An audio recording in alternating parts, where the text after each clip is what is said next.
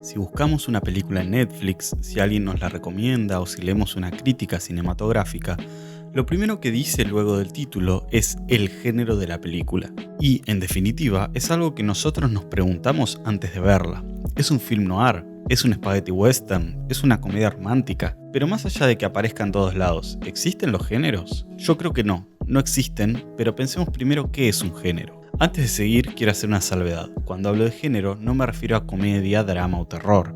Estos no son géneros, sino supragéneros, es decir, claves afectivas o claves tonales. No vamos a desarrollar esa idea en este video, pero si les interesa, subiremos un episodio sobre esto en el podcast de Síncresis en Spotify. Lo que sí podemos considerar un género es, como dijimos, la comedia romántica o el cine costumbrista argentino o la road movie. Hay dos corrientes para pensar los géneros cinematográficos. Por un lado, estructuralmente y por otro, comercialmente. Ambas tienen elementos en común, pero el foco en el que se basan para pensarlos es distinto. Si lo abordamos estructuralmente, los géneros serían un conjunto de fórmulas preestablecidas o recursos audiovisuales y narrativos que tienen en común varias películas. Por ejemplo, el uso de determinadas puestas de cámara, ecualizaciones, focales, colores, ratios de iluminación o capas sonoras, así como la construcción y presentación de personajes, los formatos de diálogos o los tipos de conflicto. En definitiva, todos los elementos que podemos reconocer que tienen en común determinado corpus de películas son los que nos dan el género. Esto puede surgir intencionalmente, pero la mayoría de las veces sucede por limitaciones tecnológicas o narrativas de un determinado momento.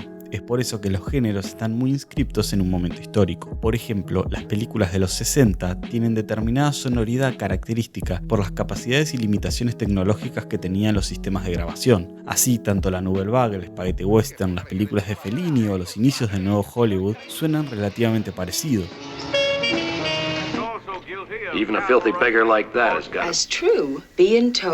El zoom es otro avance tecnológico que se popularizó en esa época y comenzó a formar parte de estas obras. ¿Por esto son del mismo género?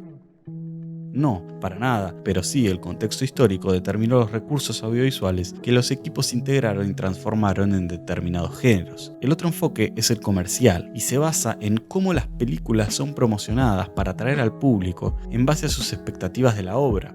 Los espectadores conocen los géneros. Aquellos que tienen afinidad con uno suelen comprar entradas para una película del corpus sin investigar mucho de la obra. Así, la película La Bruja del 2015 se promocionó como una película de terror independiente histórico para el público que sigue este género, pero también como una película de festivales por su éxito en Sundance o en el London Film Festival. Este uso de los géneros de manera comercial también está impreso en la realización de las películas por parte de las grandes productoras que muchas veces desarrollan obras partiendo de él. Más allá de que ambas formas de pensar el género sean distintas, los nombres de los géneros se acuñan luego de la existencia de películas que comparten los elementos.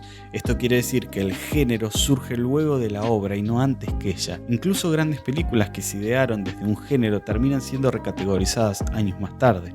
O películas como Star Wars, que mezcla el género de ciencia ficción con las películas de samurái y los westerns, también creando nuevos géneros que años más tarde son explorados comercialmente hasta el cansancio. Porque, en definitiva, los géneros son algo vivo y en constante cambio. Altman postula que un género no es un producto permanente de un origen singular, sino un producto derivado y transitorio de un proceso continuo. El proceso de sustantivación de los modos audiovisuales cambia constantemente e incluso sufre revisiones a lo largo de la historia. Géneros como el film noir se determinaron de esta manera años más tarde de sus primeros exponentes, porque, en definitiva, los géneros no existen en sí mismos, sino que son categorías de análisis. Son nombres que ponemos para poder agrupar y estudiar películas. Incluso cuando hacemos nuevas películas, los géneros nos sirven como guías para pensar nuestra representación, pero no más que eso, es una convención que está en continua transformación y que es una gran herramienta a la hora de hacer o pensar una película. Lo que existen son las películas, las estrategias comerciales y los recursos audiovisuales. Los géneros son nombres que vamos poniendo para poder entenderlas. Así que la próxima vez que les digan que una obra es de determinado género, sepan que esa descripción es más una guía que algo concreto a esperar de la película.